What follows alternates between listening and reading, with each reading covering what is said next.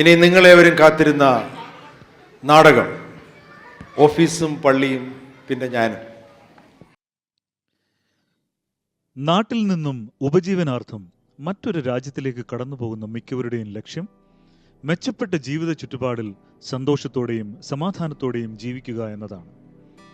എന്നാൽ നല്ലൊരു ജീവിതം കരുപ്പിടിപ്പിക്കുവാൻ പ്രവാസ ലോകത്തെത്തിയ പലരും ജീവിക്കാൻ മറന്ന് ആർത്തിയും അധികാരവും തലയ്ക്ക് പിടിച്ച് നെട്ടോട്ടമോടുകയാണ്. ദൈവം നൽകിയ ദാനമാണ് നമ്മുടെ ഓരോരുത്തരുടെയും ജീവിതമെന്ന് മനസ്സിലാക്കാതെ പ്രപഞ്ചത്തെ മുഴുവൻ നിയന്ത്രിക്കാൻ തനിക്കാവുമെന്ന മിഥ്യാധാരണയിൽ ചില മനുഷ്യർ നമ്മുടെ ചുറ്റുപാടും ജീവിക്കുന്നുണ്ട്. ജനനത്തിനും മരണത്തിനുമിടയിൽ ആയിരിക്കുന്ന ഇടങ്ങളിൽ വെളിച്ചം പകരേണ്ട നമ്മൾ പലപ്പോഴും ഉള്ള വെളിച്ചം തല്ലിക്കെടുത്തി മറ്റുള്ളവരെ കൂടി ഇരുട്ടിലാക്കാൻ ശ്രമിക്കാറുണ്ട്. നമ്മളുടെ ഒരു ചെറുചിരി, ഒരു ചേർത്ത് നിർത്തൽ, അത് കൂടെ നിൽക്കുന്നവരുടെ ഹൃദയങ്ങളിൽ ആശ്വാസം പകരുന്നെങ്കിൽ എന്തിന് അഹന്തയും വിദ്വേഷവും നിറച്ച് സ്വന്തം ഹൃദയം തന്നെ തകരാറിലാക്കുന്നത്? ഞാൻ എന്ന ഭാവത്തിൽ നിന്നും ഞങ്ങൾ അഥവാ നമ്മൾ എന്ന ഭാവത്തിലേക്കുള്ള രൂപാന്തരം സംഭവിക്കുമ്പോഴാണ് ജീവിതം സുന്ദരമാകുന്നത്. ഓഫീസും പള്ളിയും പിന്നെ ഞാനും എന്ന ഈ ചെറുനാടകം ഞങ്ങൾ സെന്റ് തോമസിലെ കുറച്ച് കൂട്ടുകാർ ഞങ്ങളുടെ പരിമിതിയിൽ നിന്നുകൊണ്ടാണ് അവതരിപ്പിക്കുവാൻ ശ്രമിക്കുന്നത്. ഇതിലെ കഥയും കഥാപാത്രങ്ങളും തികച്ചും സാങ്കല്പികമാണ്.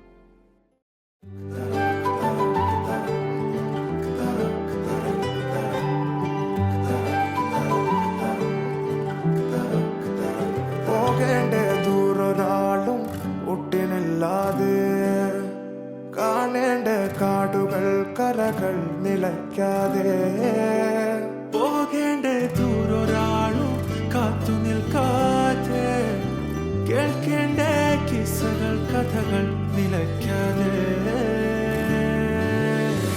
ചിറാപ്പുഞ്ചി മഴയത്ത് നിലാവഞ്ചി തുഴഞ്ഞത്ത്, ചിറാപ്പുഞ്ചി മഴയത്ത് നിലാവഞ്ചി തുഴഞ്ഞത്ത്, ചിറാപ്പുഞ്ചി മഴയത്ത് നിലാവഞ്ചി തുഴഞ്ഞത്ത്, ചിറാപ്പുഞ്ചി മഴയത്ത് നിലാവഞ്ചി തുഴഞ്ഞത്ത്.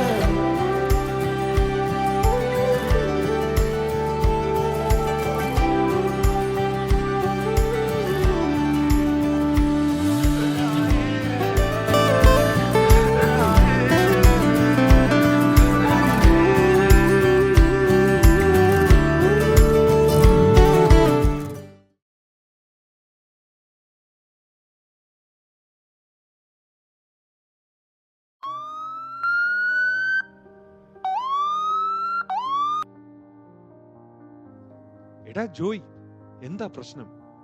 നമ്മുടെ ആർക്കെങ്കിലും? ഞാൻ അങ്ങോട്ട് പോകുന്ന വഴിക്കാണ് ആംബുലൻസിന്റെ ശബ്ദം കേട്ടത്. നോക്കിയപ്പോൾ നിങ്ങളൊന്നും ഇവിടെ നിൽക്കുന്നു. എടാ ഷിബു, ഒന്നും പറയണ്ട. കമ്മറ്റി ഇരിക്കുമ്പോഴാ നമ്മുടെ അലക്സാറിന്റെ വൈഫ് ലിസി ചേച്ചിയുടെ ഫോൺ വന്നത്. ഒരു നെഞ്ചുവേദന വരാൻ അധികം സമയമൊന്നും വേണ്ടല്ലോ. ഇന്ന് രാവിലെയും ഓഫീസിൽ വന്ന് എന്തെല്ലാം കാര്യങ്ങൾ ചെയ്തതാ നിങ്ങൾക്കറിയാവല്ലോ. സാറ് ഓഫീസിൽ പണിയുടെ കാര്യത്തിൽ ഒരു ദാക്ഷിണ്യവും ഇല്ല. ഞങ്ങളുടെ കമ്പനിയുടെ മുതലാളിക്ക് യാതൊരു ടെൻഷനും ഇല്ല. അലക്സാർ ഉണ്ടെങ്കിൽ എല്ലാ കാര്യങ്ങളും സാറ് നോക്കിയും കണ്ട് എല്ലാവർക്കും പണി കേൾപ്പിച്ച് കൊടുത്തോളൂ. അത് പിന്നെ പള്ളിയിലെ എന്തോ പരിപാടിക്കാണെങ്കിലും സാറല്ലേ മുന്നേ നിൽക്കുന്നത്. അത് ഇപ്പോൾ എന്താണ് അവസ്ഥ? ഇതുവരെ താഴെ ഇറക്കിയില്ലേ? ആംബുലൻസ് വന്നിട്ട് കുറച്ച് നേരമായല്ലോ. ഇനി എന്തെങ്കിലും? നമ്മുടെ ഓഫീസിൽ കൂടെ വർക്ക് ചെയ്യുന്ന 2-3 പേർ അവിടെ ഉണ്ട്. കൂടുതൽ ആളുകൾ കയറിയാൽ ബുദ്ധിമുട്ടല്ലേ? അതാ ഞങ്ങൾ ഇവിടെ തന്നെ നിന്നത്. എടാ ഷിബു, ബിജുവേ, എന്നതാ മക്കളെ ഇത് എന്നാ ഏർപ്പാടായി കാണിച്ചിരിക്കുന്നേ? ഒരാൾക്കൊരു പ്രയാസം ഉണ്ടാകുമ്പോൾ ഒന്ന് വിളിച്ചറിയിക്കുന്ന പോലുമില്ല. ഒന്നുമില്ലേലും ഞാനും അലക്സും തമ്മിലുള്ള ഇരിപ്പ് വശം എല്ലാവർക്കും അറിയുന്നതല്ലേ. ഡാ ഷിബു, നിനക്കൊന്നും തീരെ ഉത്തരവാദിത്വം ഇല്ലാതെ പോയല്ലോ. തോമാച്ച, ഇതെന്തുവാ പറയുന്നത്? വിളിച്ചറിയിക്കാൻ ഇത് കല്യാണമൊന്നും അല്ലല്ലോ. ഇവിടെ ആംബുലൻസും ആളുകളെയും കണ്ട് ഇങ്ങോട്ട് ഓടി വന്നതാ ഞങ്ങൾ. ആഹാ, അപ്പോ എന്തായി? ഒരു തീരുമാനമായോ? ഇനിയിപ്പോൾ എന്തെല്ലാം പ്രൊസീജിയറുണ്ട്? എന്ത് നല്ല മനുഷ്യനായിരുന്നു. ഞാനെന്ന് വെച്ചാൽ പുള്ളിക്ക് ജീവനായിരുന്നു. എന്നിട്ടാണ് എന്നെ ആദ്യം അറിയിക്കാതിരുന്നത്. ആർക്കായാലും പ്രയാസം ഉണ്ടാകില്ലേ? അതെ, സാറിൻ്റെ സിറ്റുവേഷൻ കുറച്ച് ക്രിട്ടിക്കലാണ്. നമുക്ക് എത്രയും വേഗം ഹോസ്പിറ്റലിൽ എത്തിക്കണം. അതുപോലെ കൂട്ടത്തിൽ ഒരാൾ വരണം. കാര്യം ഈ ഒരു സിറ്റുവേഷനിൽ എന്തെങ്കിലും സംഭവിച്ചു പോയാൽ പിന്നീട് ഒരു പോലീസ് ഇഷ്യൂ ഉണ്ടാകാൻ പാടില്ല. അതുകൊണ്ട് ആരിലും ഒരാൾ കൂട്ടത്തിൽ വരണം. ഷോ, ഞാൻ വരാമായിരുന്നു. എനിക്ക് ഇപ്പോൾ നമ്മുടെ അച്ഛനെ അത്യാവശ്യമായി കാണേണ്ടതുണ്ട്. അല്ലെങ്കിൽ ഞാൻ ഹോസ്പിറ്റലിൽ വന്നേണമായിരുന്നു. നിങ്ങൾ തൽക്കാലം വിട്ടോ, ഞാൻ എത്തിക്കോളാം. അതിന് അച്ഛനും മുകളിലുണ്ടല്ലോ. അറിഞ്ഞപ്പോഴേക്കും അച്ഛനും ഇങ്ങി വന്നായിരുന്നു. അത് ശരി. അപ്പോഴേ നിങ്ങൾ എല്ലാവരെയും അറിയിച്ചിട്ടാണോ എന്നെ അറിയിക്കുന്നത്? കൊള്ളാം. നിങ്ങൾ എന്ത് വേണമെങ്കിൽ ചെയ്യ്, ഞാനില്ലേ. എനിക്ക് വേറൊരു സ്ഥലം വരെ അർജൻറ്റായി പോകണം. ഞാൻ വിടുക. ബ്രദറെ, ഞാൻ വന്നോളാം. നിങ്ങൾ കാര്യങ്ങൾ എന്തോന്ന് വെച്ചാ ചെയ്. Okay, thank you. ഇങ്ങനെ കുറച്ച് ടീമുകളുണ്ട്, എല്ലാത്തിനും ആള് കാണിക്കാൻ. എന്നാൽ എന്തെങ്കിലും ആവശ്യമുണ്ട് എപ്പം സ്കൂട്ടായെന്ന് ചോദിച്ചാൽ മതി. എൻ്റെ ഷിബു വിട്ടുകളാ. ഏതൊക്കെ ടൈപ്പ് ആൾക്കാരെയാണ് നമ്മൾ ദിവസവും കാണുന്നത്? ആവശ്യത്തിന് ഉപകരിക്കാതെ വായ്ത്താളം അടിക്കുന്നവരാണ് മിക്കവരും. അയ്യോ, അലക്സാറിന്റെ കാര്യം എന്തോ വായോ എന്തോ. കുഴപ്പമൊന്നും ഇല്ലാതിരുന്നാൽ മതിയായിരുന്നു. അലക്സാർ ഇല്ലാതെ എങ്ങനെ ഓഫീസും പള്ളിയും മറ്റു സംഘടനകളും ഒക്കെ പ്രവർത്തിക്കും? എനിക്ക് ആലോചിക്കാനേ വയ്യ. എടാ, അത് നീ ചെറുപ്പമായതുകൊണ്ട് നിന്റെ തോന്നല. ഈ ലോകത്തിൽ ആരും ഇമ്പോർട്ടൻ്റ് അല്ല. നമ്മളില്ലാതെയും ലോകം മുന്നോട്ട് പോകും. നമ്മളാണ് ലോകമെന്ന് വിചാരിക്കുന്നിടത്താണ് ആവശ്യമില്ലാത്ത സ്ട്രെസ്സും ടെൻഷനും ഒക്കെ വരുന്നത്. അത് സത്യം. ഈ അലക്സാർ ഇടപെടാത്ത ഒരു മേഖലയില്ലായിരുന്നു. പക്ഷെ വീട്ടുകാര്യം നോക്കാനോ സ്വന്തം ആരോഗ്യം നോക്കാനോ പുള്ളിക്ക് സമയമില്ലായിരുന്നു. പണത്തിനും പ്രശസ്തിക്കും പുറകെ ഓടുമ്പോൾ ജീവിക്കാൻ മറന്നാൽ മുകളിൽ നിന്ന് ഇതുപോലെ ഒരു സഡൻ ബ്രേക്ക് ഇടും. അപ്പോഴേ നമ്മൾ സ്വയം മനസ്സിലാക്കിയുള്ളൂ. എന്നാലും ഇന്നുകൂടെ ഓഫീസിൽ വന്ന് എന്തെല്ലാം കാര്യങ്ങൾ ചെയ്തതാ. സാറിന്റെ മുഖമാണെങ്കിൽ മനസ്സിൽ നിന്നങ്ങ് മായുന്നേ ഇല്ല.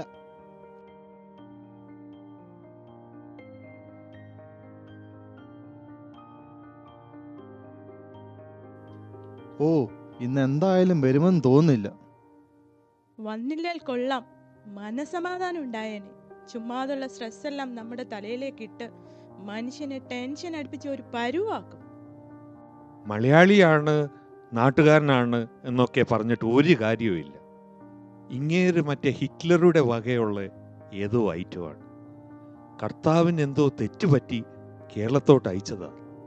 അതെ അതെ. പക്ഷെ അലക്സാറിന്റെ ഷൂസിന്റെ സൗണ്ട് കേൾക്കുമ്പോഴേ BP അങ്ങ് ഷൂട്ടപ്പ് ആകും.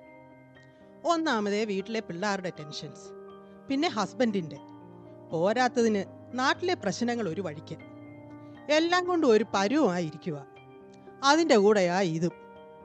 പറയുമ്പോൾ എന്നതാ, മക്കൾ കുടുംബമായി കുവൈറ്റില് വർഷാവർഷം നാട്ടിൽ ലീവിന് പോയി അടിച്ചു പൊളിക്കുന്നു.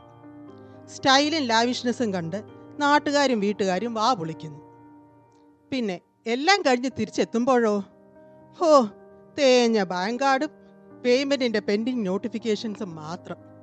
എല്ലാവരുടെ അവസ്ഥ ഇതൊക്കെ തന്നെ. വല്ല നിവൃത്തി ഉണ്ടായിരുന്നേൽ എന്നേ നാട്ടിൽ പോയേനെ. അതെങ്ങനെ? ഇപ്പൊ നാട്ടിൽ പോയാലും ഒരു രക്ഷയുമില്ല. എന്താണ് രണ്ടുപേരും താമസിച്ചത്?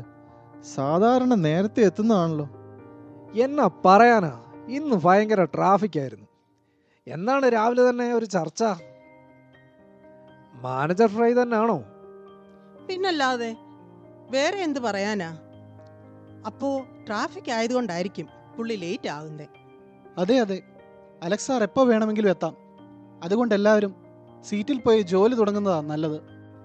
നമ്മൾ സ്വര പറഞ്ഞുകൊണ്ടിരിക്കുന്നത് വല്ലതും പുള്ളി കണ്ടോണ്ട് വന്നാൽ പിന്നെ അറിയാലോ, ഇന്നത്തെ ദിവസം നശിപ്പിക്കും. ഇങ്ങേര് കുറച്ച് സമാധാനം തന്നിരുന്നേൽ പകുതി ആശ്വാസമായനെ. പണിയെല്ലാം ചെയ്തോളാം. ആവശ്യമില്ലാത്ത ടെൻഷൻ തരാതിരുന്നാൽ മതിയായിരുന്നു. അതെങ്ങനാ? അങ്ങേരി ഇല്ലെങ്കിൽ ഈ രാജ്യം തന്നെ ഇരുട്ടിലാകുമെന്നല്ലേ പുള്ളിയുടെ വിചാരം? എന്തിനാണോ ഇങ്ങനെ ഓരോരോ ജന്മങ്ങൾ മറ്റുള്ളവരുടെ മനസമാധാനം കളയാൻ? അയ്യോ, ദേ സാറ് വരുന്നു. എല്ലാരും സീറ്റിൽ പോയിരി. Good morning. Good morning. Susan, where is that quotation for that German company? Sir, that quotation, actually, you told next week, right? What actually? Why Susan like this? പണി ചെയ്യാൻ വന്നാൽ പണിയെടുത്തോളാം, അല്ലാതെ ചുമ്മാതിരുന്ന് സാലറി മേടിക്കാൻ ഞാൻ ആരെയും സമ്മതിക്കത്തില്ല. എന്ത് പറഞ്ഞാലും ഓരോ എക്സ്ക്യൂസസ്. സർ, അത് വാട്ട് അത്? No need of any explanation. Complete the work before 11. Okay, now do fast. ഇന്നും അങ്ങേര് ആരോടോ ഉടക്കി വന്നേക്കുക. ആരെന്തു ചെയ്താലും അനുഭവിക്കേണ്ടത് നമ്മളാണല്ലോ. ഷിബുവിന് അറിയാമല്ലോ, ഈ കൊട്ടേഷൻ നെക്സ്റ്റ് വീക്കിൽ മതിയെന്ന് പറഞ്ഞതാ. ഇപ്പൊ ഉടനെ വേണം പോലും. നമ്മൾ ചുമ്മാതെ ഇരുന്ന് സാലറി മേടിക്കുവാന്നാ അദ്ദേഹത്തിന്റെ വിചാരം. എന്താ ഇവിടെ ഒരു discussion? See, work is work. I will not entertain anything other than that. You know, ഞാൻ ഉറങ്ങിയിട്ട് എത്ര നാളായെന്ന്. കിടന്നുറങ്ങുമ്പോൾ തന്നെ പെൻഡിങ് വർക്ക്സിനെ കുറിച്ചുള്ള ചിന്തയാ തലയിൽ. Then I complete it. അത് കഴിഞ്ഞിട്ടേ ഞാൻ ഉറങ്ങത്തുള്ളൂ. See, that's what's dedication is. അതാ എനിക്ക് നിങ്ങൾ ഓരോരുത്തരിൽ നിന്നും വേണ്ടിയത്. സാറേ, ഫാമിലി ഇഷ്യൂസ്, കുഞ്ഞുങ്ങളുടെ പഠിത്തം, ഇതെല്ലാം. What nonsense you are talking Meera. നമ്മൾ ഈ രാജ്യത്ത് വന്ന എന്തിനാ? പണിയെടുക്കാൻ, ക്യാഷ് ഉണ്ടാക്കാൻ. After that only family and kids. എപ്പോഴും നമ്മുടെ കമ്പനി ആയിരിക്കണം മുമ്പിൽ നിൽക്കേണ്ടത്. ഈ കമ്പനിയുടെ മുതലാളി എന്നെ വിശ്വസിച്ചാണ് ഈ കമ്പനി ഏൽപ്പിച്ചിരിക്കുന്നത്. For that we should show our dedication to him. സാറേ, അത് പിന്നെ എനിക്ക് നാളെ ഒരു അവധി വേണം. ഭാര്യയുടെ ചെക്കപ്പ് ഡേറ്റ് ആണ്. No, not possible. See, I already told. If you don't like the company, company will not like you. ഭാര്യയുടെ ചെക്കപ്പ് മാറ്റി വെച്ചോളൂ.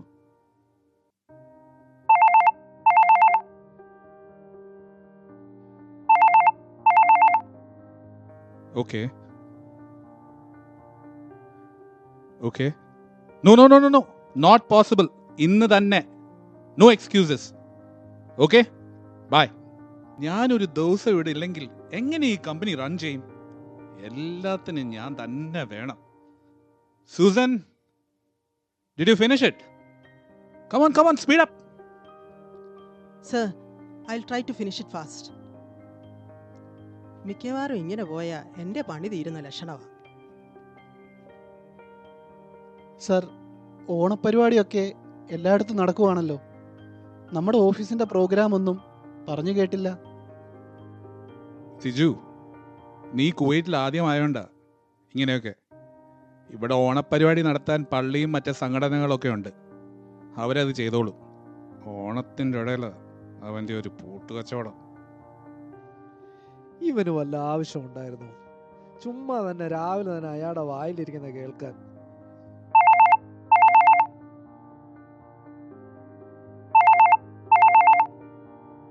ഹലോ.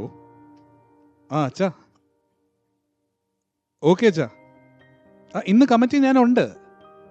ഞാനെല്ലാം പറഞ്ഞ് റെഡിയാക്കിക്കോളാവുന്നേ. ഓഫീസ് കഴിഞ്ഞ് എനിക്ക് വേറൊരു മീറ്റിംഗ് ഉണ്ട്. അത് കഴിഞ്ഞാൽ ഞാൻ അങ്ങ് എത്തിക്കോളാം. ഓക്കെ അച്ഛാ. Okay, bye. ഞാൻ എന്തെല്ലാം കാര്യങ്ങൾ ചെയ്താൽ പറ്റും? എല്ലാത്തിനും ഞാൻ തന്നെ വേണം. ജോയ്, പിന്നെ ഇന്ന് പള്ളിയുടെ കമ്മിറ്റി ഉണ്ട്, അറിയാലോ. ഞാൻ എന്ത് പറഞ്ഞാലും നീ അങ്ങ് സപ്പോർട്ട് ചെയ്തേക്കണം. അവിടെ ഓരോരുത്തന്മാരുണ്ട് കുത്തിത്തിരിപ്പ് ഉണ്ടാക്കാൻ. എല്ലാത്തിനെയും ഇന്ന് ഞാൻ റെഡിയാക്കും. സാർ ധൈര്യമായിട്ട് അങ്ങോട്ട് പറ. എല്ലാവരെയും നമുക്ക് അടിച്ചു നോക്കാം. വൈകിട്ട് നമുക്ക് ഒരുമിച്ച് കമ്മിറ്റിയിൽ പോവാം. ഓക്കെ, ശരി. ഞാനിപ്പോൾ ഇറങ്ങുക. I have got one urgent meeting with the boss. അപ്പോൾ ഈവനിങ് കാണാം. ഇവിടുത്തെ കാര്യം നീ ഒന്ന് നോക്കിക്കോണം. എന്തെങ്കിലും ഡൗട്ട്സ് ഉണ്ടെങ്കിൽ just call me and don't take any decisions without my knowledge. അപ്പോൾ teams, I am pushing. Do your work. Okay, bye. So, എൻ്റെ വർക്കൊന്നും ഇതുവരെ തീർന്നില്ല. ആകെ അങ്ങ് ടെൻഷനാ. ഏയ്, പെതുക്കെ പോയാൽ മതി. ആവശ്യമില്ലാത്ത ടെൻഷനൊക്കെ വലിച്ചു കയറ്റി സ്വന്തം ആരോഗ്യം കളഞ്ഞാൽ തനിക്ക് തന്നെ പോയി. കമ്പനിക്ക് നിങ്ങൾക്ക് പകരം 100 പേരെ കിട്ടും. ജോയ് ചേട്ടാ, എൻ്റെ വൈഫിന് തീരെ സുഖമില്ല എന്നിപ്പം ഫോൺ വന്നു. എങ്ങനാ, ഞാനൊന്ന് പോയിക്കോട്ടെ? പിന്നല്ലാതെ. കുടുംബം കഴിഞ്ഞു മതി മോനെ ജോലിയും മറ്റു കാര്യങ്ങളും. നീ പോയിട്ട് വാ. താങ്ക്സ് ജോയ് ചേട്ടാ. ഓക്കെ, എല്ലാവരും റിലാക്സ് ചെയ്ത് വർക്കൊക്കെ തീർക്ക്. എനിക്കും കുറച്ച് പെൻഡിങ് വർക്കുണ്ട്. അത് തീർത്തിട്ട് വൈകിട്ട് പള്ളിയിൽ കമ്മിറ്റിക്ക് പോകാനുള്ളതാണ്. ഇന്ന് കമ്മിറ്റിയിൽ എന്താകുമോ എന്തോ.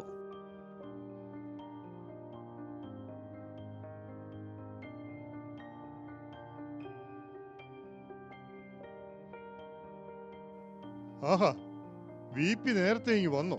പ്രസിഡന്റും കമ്മിറ്റിക്കാരും എത്തിയില്ലല്ലോ. അത് പിന്നെ അച്ഛനിവിടെ പുതിയതല്ലേ, കാര്യങ്ങളെല്ലാം പഠിച്ചു വരുന്നതല്ലേ ഉള്ളൂ. അതുകൊണ്ട് അച്ഛൻ അഥവാ വന്നില്ലെങ്കിലും എൻ്റെ അധ്യക്ഷതയിൽ കാര്യങ്ങൾ നടത്താമല്ലോ.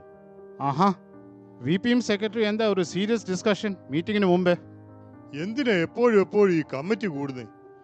മനുഷ്യൻ ഓഫീസിൽ ആവശ്യത്തിന് പണിയുണ്ട്, അതുകൂടാതാണ് ഈ പള്ളിപ്പണി. Let me tell you one thing, ഇതുപോലെ നമ്പർ ഓഫ് മീറ്റിംഗ്സ് കൂട്ടിക്കഴിഞ്ഞ് കഴിഞ്ഞാൽ, ബഡ്ജറ്റ് എക്സീഡ് ചെയ്ത് കഴിഞ്ഞ് കഴിഞ്ഞാൽ നിങ്ങൾ എല്ലാവരും കൂടെ ട്രസ്റ്റിയുടെ മേളിൽ കയറാൻ വരല്ലേ. പള്ളിയുടെ ചുമതല ഏൽപ്പിക്കാൻ എല്ലാവർക്കും വലിയ ഉത്സാഹമായിരുന്നു. അത് കഴിഞ്ഞപ്പോൾ നമുക്കിട്ട് പണിയുന്നതും ഈ ഏൽപ്പിച്ചവർ തന്നെയാന്നുള്ളതാണ് ഒരു വിരോധാഭാസം. ഇനി കമ്മിറ്റി പറയാതെ എന്തെങ്കിലും ചെയ്തിട്ട് വേണം എല്ലാവരും കൂടി നമ്മുടെ നെഞ്ചത്തോട്ട് കയറാൻ. ആഹാ, ഓഫീസ് ബേറേഴ്സ് എല്ലാവരും ഉണ്ടല്ലോ. അതെ, എനിക്ക് ഓബിയോട് ഒരു കാര്യം പറയാനുണ്ട്. നിങ്ങൾക്ക് ഇടവയുടെ കാര്യത്തിൽ ഒരു ശ്രദ്ധയുമില്ല. അത് അച്ചായ, കമ്മിറ്റി തുടങ്ങിയില്ലല്ലോ, അതിനു മുൻപേ ഞങ്ങൾക്കിട്ട് പണിയാണോ? അത് പിന്നെ ഉള്ളതുള്ള പോലെ പറയണ്ടേ. ഞങ്ങളുടെ പ്രയർ ഗ്രൂപ്പിൽ 2 പേർക്ക് ജോലി നഷ്ടമായിരിക്കുകയാണ്. അതുപോലെ നമ്മുടെ ഒരു ഇടവാംഗത്തിന് കുറച്ച് ഹെൽത്ത് ഇഷ്യൂ ആയിട്ട് പ്രയാസത്തിരിക്കുന്നു. അച്ഛനെ അവരുടെയൊക്കെ വീട്ടിൽ കൊണ്ടുപോയി ഒരു പാർസൽ കെയർ കൊടുക്കേണ്ടത് നിങ്ങളുടെ ഉത്തരവാദിത്തമല്ലേ? അതെ, ഈ പ്രശ്നങ്ങളൊക്കെ നിങ്ങൾ ഞങ്ങളെ അറിയിച്ചോ? ഇല്ലല്ലോ. പിന്നെ എങ്ങനെയാണ് ഞങ്ങൾ ആക്ഷൻ എടുക്കുന്നത്? അത് പിന്നെ നിങ്ങൾ അതൊക്കെ എങ്ങനെയെങ്കിലും അറിയണം. അതെങ്ങനാ? ഇവിടെ പ്രോഗ്രാമുകളല്ലേ മുഖ്യം. ഇടവകയുടെ പരിപാടി, സംഘടനയുടെ പരിപാടി, ഒന്നുമില്ലെങ്കിൽ പിന്നെ പ്രെയർ ഗ്രൂപ്പിൻ്റെ ഒരു ഓണാഘോഷം, ഇതെല്ലാം കഴിഞ്ഞ് അച്ഛന് പിന്നെ എവിടെയാ സമയം കിട്ടുന്നത്? ആരാ പ്രോഗ്രാമിനെ കുറ്റം പറഞ്ഞുകൊണ്ടിരിക്കുന്നത്? അതെ, എല്ലാ ഇടവാങ്ങങ്ങളിലും കൂട്ടായി നിൽക്കുന്നത് തന്നെ ഈ പ്രോഗ്രാമൊക്കെ ഉള്ളത് കൊണ്ടാണ്. ഞങ്ങൾ OB ആയിരുന്നപ്പോൾ എന്തെല്ലാം ബിഗ് ഈവൻറ്റ്സ് നടത്തിയിരിക്കുന്നു. നമ്മുടെ ഇടവകയെ ഇങ്ങനെ വേറെ ഒരു ലെവലിൽ എത്തിക്കാൻ എന്തോരം കഷ്ടപ്പെട്ടിട്ടുണ്ട്. ഇതൊന്നും നാട്ടുകാരോട് പറഞ്ഞു നടക്കാൻ എനിക്ക് താല്പര്യമില്ല. അതെ, ഇടവകയുടെ മുന്നോട്ടുള്ള നടത്തിപ്പിന് പുതിയ ആശയങ്ങളുള്ള ഒരു പുതിയ തലമുറ മുന്നോട്ട് വരണം. അതിന് പറ്റുന്ന പരിപാടികളായിരിക്കണം നമ്മൾ മുന്നോട്ട് വയ്ക്കുന്നത്. ആ, എല്ലാവരും എത്തിയോ? ഞാൻ കുറച്ച് താമസിച്ചോ? കോറമായെങ്കിൽ നമുക്ക് കമ്മിറ്റി തുടങ്ങാം. അച്ഛാ, ഇനിയും 2-3 പേര് കൂടി വരാനുണ്ട്. അതെങ്ങനാ? ഒരു സമയം പറഞ്ഞാൽ ആരും സമയത്തിന് വരില്ല. ഇനി ചർച്ചയും തീരുമാനമൊക്കെ കഴിഞ്ഞ് ഇനി എപ്പം പോകാനാ? ആ അച്ഛാ, കമ്മിറ്റി തുടങ്ങിയോ? അതെ, എനിക്ക് കുറച്ച് കാര്യങ്ങൾ പറയാനുണ്ട്. അലക്സേ, ഇനിയും ആളുകളൊക്കെ വരാനുണ്ടെന്നാണ് സെക്രട്ടറി പറയുന്നത്. ആര് വന്നാലും ഇല്ലേലും എനിക്ക് അടുത്ത മീറ്റിംഗ് ഉള്ളതാണ്. ഞാൻ എൻ്റെ അഭിപ്രായങ്ങൾ പറഞ്ഞിട്ട് അങ്ങ് പോയേക്കാം. അലക്സാറേ, കമ്മിറ്റി ഒന്ന് തുടങ്ങിക്കോട്ടെ. ഒരു പാട്ട് പാടി പ്രാർത്ഥിക്കാം, എന്നിട്ടല്ലേ കമ്മിറ്റി തുടങ്ങുന്നത്. പാട്ടും പ്രാർത്ഥനയൊക്കെ ഞാൻ പോയിട്ട് നടത്തിക്കോ? എനിക്ക് സമയമില്ല.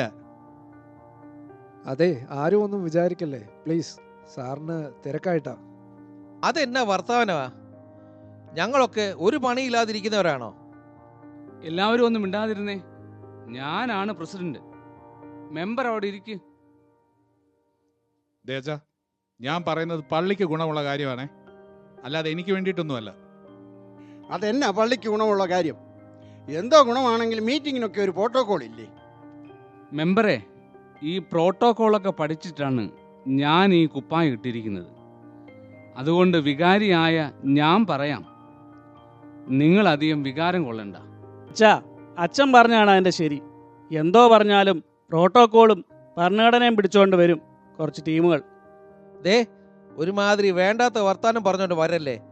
സഭ എന്താണെന്നും സഭയുടെ ഭരണഘടന എന്താണെന്നും പഠിച്ചിട്ട് വേണം കമ്മിറ്റിയിലൊക്കെ വന്നിരിക്കാൻ. അച്ഛാ, ഇത് ശരിയാകുമെന്ന് തോന്നുന്നില്ല. അതുപോലെ ചർച്ച തുടങ്ങുന്നതിന് മുമ്പ് അടി തുടങ്ങി. ഞാൻ വീണ്ടും പറയുന്നു, ഞാനാണ് ഇടവകാരി. ഈ കമ്മിറ്റി പ്രൊസീഡ് ചെയ്യുന്നത് ഞാനാണ്. ദയവായും എല്ലാവരും ഒന്നിരുന്നേ. അതെ, എനിക്ക് നിർബന്ധമൊന്നുമില്ല. എല്ലാവർക്കും താല്പര്യം ഉണ്ടെങ്കിൽ മതി ഞാൻ പറയുന്നത് കേൾക്കുന്നത്. അച്ഛ, പിന്നെ അലക്സാറിന് തിരക്കായതുകൊണ്ടാ. ദയവായി സാഹചര്യം ഒന്ന് മനസ്സിലാക്ക്. ശരി, അലക്സിന് എന്താണ് പറയാനുള്ളത്? അച്ഛാ, എൻ്റെ മനസ്സിൽ കൂടെ പോയൊരു കാര്യമാണ്. നമുക്കൊരു വില്ല പ്രൊജക്റ്റ് തുടങ്ങണം തിരുവല്ലയിൽ, പുലാത്തീനോട് ചേർന്ന്. അതാവുമ്പോൾ ഇവിടുന്ന് റിട്ടയർ ചെയ്ത് പോകുമ്പോൾ എല്ലാവർക്കും മെത്രോപൊളിത്തയുടെയും ഭദ്രാസനത്തിൻ്റെ അടുത്ത് തന്നെ താമസിക്കാം. എന്തു പറയുന്നു? ഇത് വളരെ ഈസിയായി ചെയ്യാവുന്ന കാര്യമേ ഉള്ളൂ. വില്ല പ്രോജക്റ്റോ? അതിന് ഇനീഷ്യൽ ഇൻവെസ്റ്റ്മെന്റ് തന്നെ നല്ലൊരു തുക വേണ്ടേ? ഇടവകയിൽ ഇപ്പോൾ അങ്ങനെ ഒരു വലിയ പിരിവൊന്നും നടക്കുകയില്ല. അതെ അതെ, പഴയ മെമ്പേഴ്സ് എല്ലാം പോയി, പുതുതായി ആരും അങ്ങനെ മെമ്പർഷിപ്പ് എടുക്കുന്നതുമില്ല. പിന്നെ എങ്ങനെയാ കാര്യങ്ങൾ നടക്കുന്നത്? അതിന് ഇടവകയിൽ നിന്ന് പിരിക്കണമെന്ന് ആരാ പറഞ്ഞത്? നമുക്ക് വിധു പ്രതാപിനെയും വിജയ് യേശുദാസിനെയും റിമി ടോമിയെയും ഒക്കെ വെച്ചൊരു മെഗാ പ്രോഗ്രാം അങ്ങ് പ്ലാൻ ചെയ്യാമെന്നേ. ഇതിന് സ്പോൺസറിനെ കണ്ടെത്തുന്ന കാര്യം ഞാൻ നോക്കിക്കോളാം. നിങ്ങൾ എല്ലാവരും എൻ്റെ കൂടെ ഒന്ന് നിന്ന് തന്നാൽ മതി. ആ ബെസ്റ്റ്, ഇതിൻ്റെ കുറവുകൂടെ ഉള്ളായിരുന്നു. പിന്നെ അലക്സ് സാറിൻ്റെ കാര്യം അറിയാമല്ലോ, സാർ ഒരു കാര്യം ഏറ്റാൽ അത് നടത്തിയിരിക്കും. പിന്നെ നമുക്ക് കൂപ്പണൊക്കെ ഇറക്കണം. ക്യാഷ് കളക്ട് ചെയ്യാൻ എല്ലാവരും എൻ്റെ കൂടെ നല്ല പണി എടുക്കേണ്ടി വരും. ഇനിയും പിരിവെന്നും പറഞ്ഞ് അങ്ങോട്ട് ചെന്നേച്ചാൽ മതി. ഇടവക്കാരുടെ മുഖം കാണേണ്ടത് ഞങ്ങൾ ഓബിയ. അത് പിന്നെ നല്ലൊരു കാര്യത്തിനല്ലേ, എല്ലാവരും കൂടെ നിൽക്കും. ഇത് സക്സസ് ആയാൽ തിരുവല്ല നമ്മളൊരു കൊച്ചു കുവൈറ്റ് ആക്കും. പിന്നെ സഭ പറയുന്നതല്ല, ഇടവക പറയുന്നത് സഭ കേൾക്കും. ഒന്ന് ആലോചിച്ചു നോക്കിക്കേ ആ പവർ. അതൊക്കെ ശരിയാണ്. പക്ഷേ ഈ ഒരു പ്രോഗ്രാം കൊണ്ട് ഇനീഷ്യൽ ഇൻവെസ്റ്റ്മെന്റിനുള്ള ക്യാഷ് കളക്ട് ചെയ്യാൻ പറ്റുമോ? ആര് പറഞ്ഞു നമ്മൾ ഈ ഒരു പ്രോഗ്രാം കൊണ്ട് നിർത്തുവാണെന്ന്? ഇതൊരു തുടക്കം മാത്രം. പിന്നെ അങ്ങോട്ട് പ്രോഗ്രാമുകളുടെ ഒരു ബേളമായിരിക്കും. ഇതൊന്നും നടപ്പുള്ള കാര്യമല്ല. പള്ളി വരുന്നത് പ്രാർത്ഥിക്കാനും ആരാധിക്കാനുമാ, അല്ലാതെ ചുമ്മാ ഗാനമേളയും നാടകവും എന്നൊക്കെ പറഞ്ഞ് തുള്ളാനും ചാടാനും എന്നെ കിട്ടത്തില്ല. പ്രാർത്ഥന മാത്രം പോരാ, പ്രവർത്തനവും വേണം. എങ്ങാനും വില്ല പ്രൊജക്ട് റെഡിയായി ഒരു വില്ല മേടിക്കാൻ പറ്റിയാൽ ആരാ നമ്മുടെ അയൽക്കാരൻ? മെത്രാപോലിത്ത. ഇതിനപ്പുറം ഒരു സന്തോഷമുണ്ടോ? അതെങ്ങനാ? പുതിയ ആശയങ്ങളെ സപ്പോർട്ട് ചെയ്യാൻ കുറച്ചു പേർക്ക് ഭയങ്കര ബുദ്ധിമുട്ടാണ്. ആ അത് തന്നെ, സാറ് പറഞ്ഞല്ലോ, ചിന്തിച്ചപ്പോൾ തന്നെ എങ്ങനെ നടപ്പാക്കണമെന്നും സാറ് പഠിച്ചു കഴിഞ്ഞു. ഇനിയും ചുമ്മാ അങ്ങ് നിന്ന് കൊടുത്താൽ പോരെ? എല്ലാവരും എന്താ ഇങ്ങനെ സംശയിച്ച് നിൽക്കുന്നേ? ഒന്ന് കൈയടിച്ചങ്ങ് പാസ്സാക്ക്. അതെങ്ങനെ? അങ്ങനെ ചുമ്മാതെ അങ്ങ് പാസ്സാക്കാൻ പറ്റുമോ? ആദ്യം അതിനെപ്പറ്റി ആലോചിക്കാം, എന്നിട്ട് തീരുമാനിക്കാം. അത് മെമ്പർ പറഞ്ഞത് വളരെ ശരിയാണ്. നമുക്കൊരു സബ് കമ്മിറ്റി കൂടി ഇതിനെക്കുറിച്ച് പഠിച്ചിട്ട് ഒരു തീരുമാനം എടുക്കാം. അതെ, എനിക്ക് അടുത്തൊരു മീറ്റിങ്ങിന് പോകണം. എന്തോ ഒരു അസ്വസ്ഥ പോലെ, ഒരു ക്ഷീണം. ഇന്ന് ഫുൾ ബിസി ആയിരുന്നു, ഫുഡ് കഴിക്കാനും പറ്റിയില്ല. അതായിരിക്കും. അപ്പോൾ ശരി, ഓക്കെ.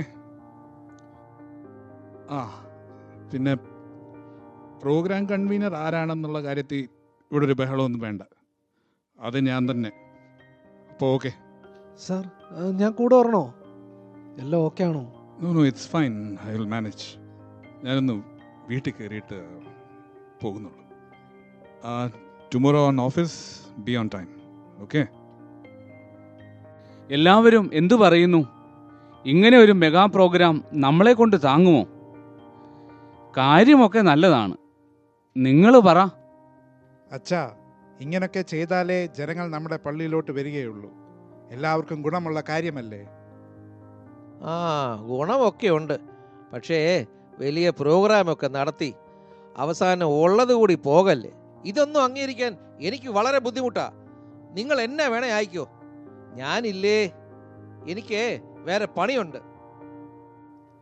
എന്തു പറഞ്ഞാലും നെഗറ്റീവ് പറയാൻ കുറെ ആളുകളുണ്ട്.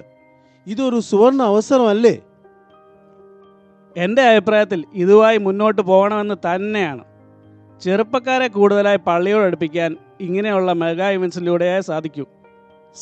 ഇപ്പോൾ തന്നെ നമ്മൾ ഡെഫിസിറ്റ് ബഡ്ജറ്റില്ല, ഇങ്ങനെയുള്ള പ്രോഗ്രാം ഒക്കെ ഫണ്ട് ചെയ്യാൻ പറ്റുമോ? ഇതാണ് ഓബിക്ക് ഒരു കോൺഫിഡൻസ് ഇല്ല. ഞാൻ സെക്രട്ടറി ആയപ്പോൾ എന്തെല്ലാം ചെയ്തിരിക്കുന്നു. ഓക്കെ, എല്ലാവരും വരട്ടെ, എന്നിട്ട് നമുക്ക് ആലോചിക്കാം.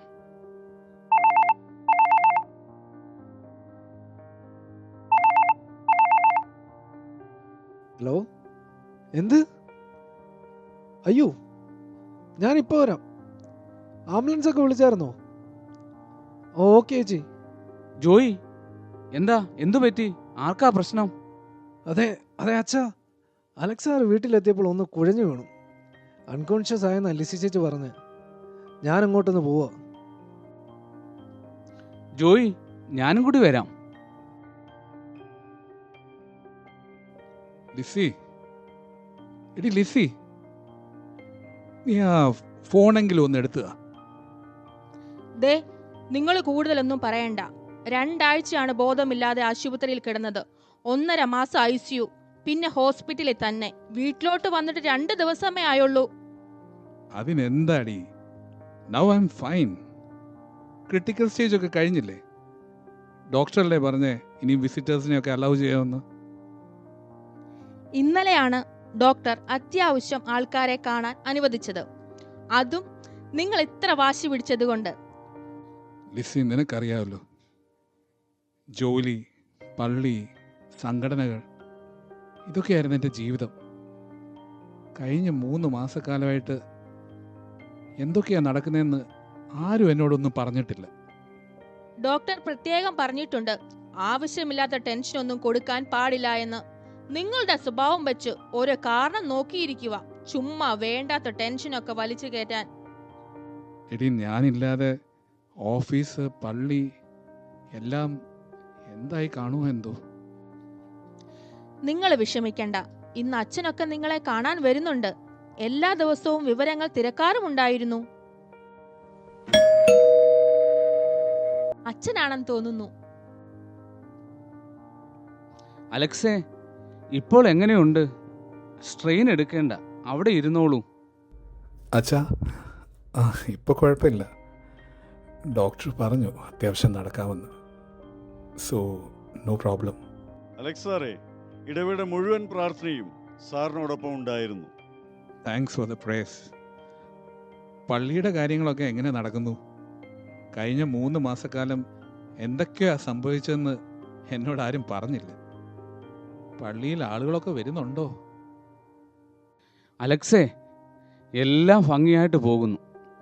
കഴിഞ്ഞ 3 മാസം കൊണ്ട് നമ്മുടെ ഇടവകയിൽ 20ഓളം കുടുംബങ്ങൾ ജോയിൻ ചെയ്തു. എല്ലാ പ്രേ ഗ്രൂപ്പും വളരെ സ്ട്രോങ് ആയി മുന്നോട്ട് പോകുന്നു. അപ്പോൾ നമ്മുടെ മെഗാ പ്രോഗ്രാമൊക്കെ നടന്നോ? പുതിയ പുതിയ പ്രോഗ്രാമുകളൊക്കെ നടക്കുന്നുണ്ടോ അച്ഛാ? ഒരു മെഗാ പ്രോഗ്രാമും തൽക്കാലം വേണ്ട എന്ന് കമ്മിറ്റി തീരുമാനിച്ചു. ഇടവാങ്ങളുടെ ആവശ്യങ്ങൾ മനസ്സിലാക്കി പ്രവർത്തിക്കാൻ വേണ്ട കാര്യങ്ങളാണ് ഇപ്പോൾ ചെയ്യുന്നത്. പ്രോഗ്രാമുകളുടെ എണ്ണം കുറഞ്ഞതുകൊണ്ട് ഹൗസ് വിസിറ്റിനും പിന്നെ ആവശ്യത്തിലിരിക്കുന്നവരുടെ ഇടയിലേക്കും കൂടുതലായി ഇറങ്ങി ചെല്ലുവാൻ സാധിച്ചു. അതുകൊണ്ടാണ് ഒരു ഇടവകയിലും അംഗത്വം എടുക്കാതെ ഇവിടെ ഉണ്ടായിരുന്ന പല കുടുംബങ്ങളെയും കണ്ടുപിടിച്ച് നമ്മുടെ പള്ളിയിൽ ചേർക്കാൻ പറ്റിയത്. ഞാനില്ലാതെയും കാര്യങ്ങളൊക്കെ ഭംഗിയായി നടന്നു അല്ലേ? അലക്സേ, ഈ ലോകത്തിൽ ആരും പ്രധാനമല്ല. നമ്മൾ വിചാരിക്കും ഞാനില്ലെങ്കിൽ ഒന്നും നടക്കില്ല എന്ന്. പക്ഷേ നമ്മൾ ആരുമില്ലെങ്കിലും കാര്യങ്ങളൊക്കെ നടക്കേണ്ട പോലെ ദൈവം നടത്തും.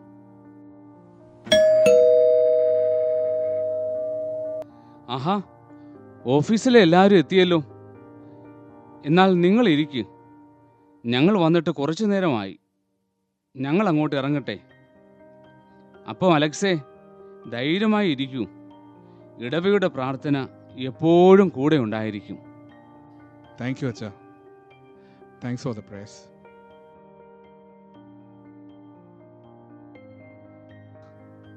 എല്ലാവരും എന്തോ പറയുന്നു? സോറി, ലാസ്റ്റ് 3 months ഞാൻ ടോട്ടലി ബ്ലൈൻഡ് ആയിരുന്നു.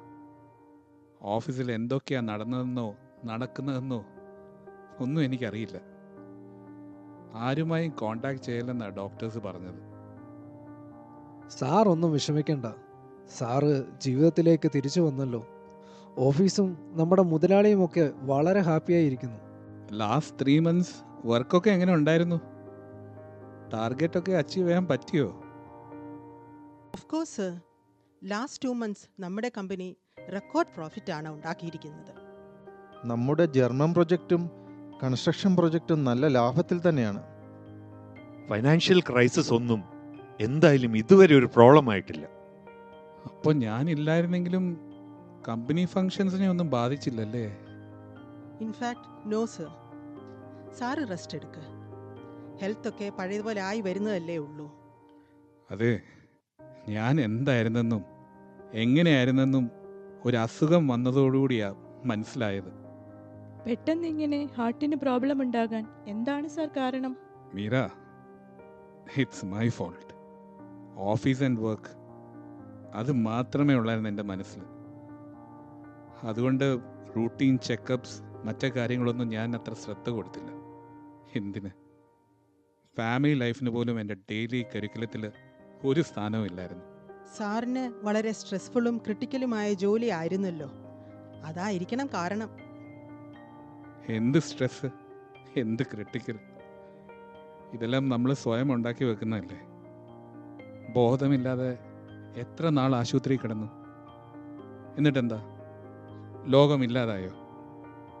എല്ലാ കാര്യങ്ങളും പതിവ് പോലെ തന്നെ നടന്നു, ഭംഗിയായി. ഒരാവശ്യമില്ലാത്ത സ്ട്രെസ്സും ടെൻഷനും ഒക്കെ കൊണ്ട് നടന്നതിൻ്റെ ബാലൻസാ ഇപ്പോൾ ഈ പെട്ടെന്നുണ്ടായ രോഗം. എൻ്റെ സാറേ, നമ്മളെ ഈ ദുനിയാവിലോട്ട് പടച്ചു വിട്ടത് മുകളിലുള്ള ആളാണെന്ന കാര്യം മറന്നു. നമ്മളില്ലെങ്കിൽ ഈ ദുനിയാവ് തന്നെ ഇല്ലാതായി പോകുമെന്ന് ചിന്തിച്ച് എന്തെല്ലാമോ വെട്ടിപ്പിടിക്കുവാൻ വേണ്ടി ഇല്ലാത്ത മസിലും പിടിച്ച് ചിരിക്കാൻ പോലും മറന്നു ജീവിക്കുന്നവരാണ് ഭൂരിഭാഗം പേരും. അവസാനം എന്താണ് സംഭവിക്കുന്നത്? ഒരു സുപ്രഭാതത്തിൽ പെട്ടിയുമായി വന്ന നമ്മൾ പെട്ടിയിലായി ഇവിടുന്നും യാത്രയാകുന്നു. ആരോഗ്യമുള്ളപ്പോൾ സന്തോഷമായി ജീവിക്കാൻ ആരും തയ്യാറാകുന്നില്ല. വാരിക്കൂട്ടുവാനായി വെപ്രാളപ്പെട്ട് ഓടുന്നതിനു പകരം പതുക്കെ ഒന്ന് നടന്നാൽ ഈശ്വരൻ തന്ന ആയുസ് പൂർത്തീകരിക്കുവാൻ സാധിച്ചേക്കും. സാറ് വയ്യാതായി പോയതിനു ശേഷം ഞങ്ങളെല്ലാവരും ഒരു തീരുമാനമെടുത്തു. ജീവിക്കാൻ വേണ്ടി മാത്രം ജോലി ചെയ്യുക. ജോലി ചെയ്യാൻ വേണ്ടി ജീവിക്കുന്ന പരിപാടി നിർത്തി.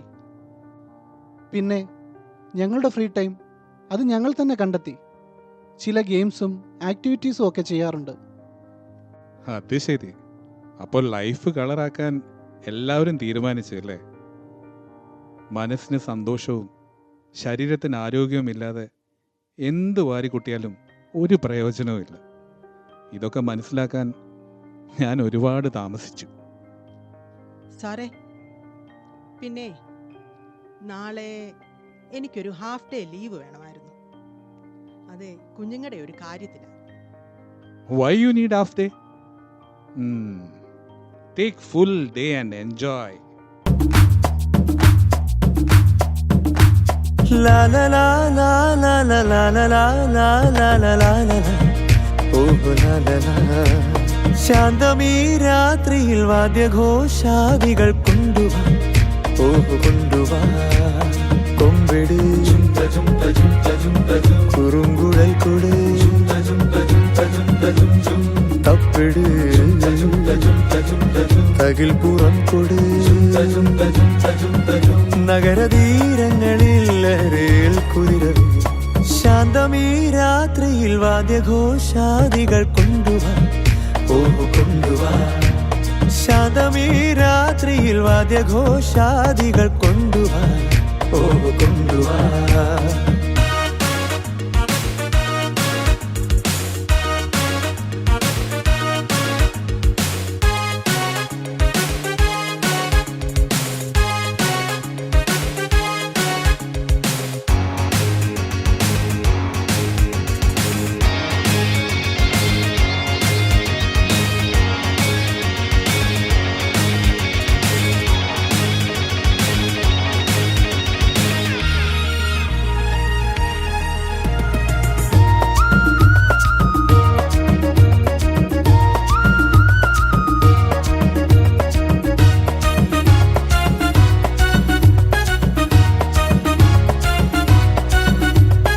ആകാശകൂടാര കീഴിൽ നിലാവിന്റെ പാൽക്കിണ്ണം നീട്ടുന്നതാര് തീരാ തിരക്കൈയിൽ താണാടും സ്വപ്നങ്ങൾ രത്നങ്ങളാക്കുന്നതാര് ആകാശകൂടാര കീഴിൽ നിലാവിന്റെ പാൽക്കിണ്ണം നീട്ടുന്നതാര്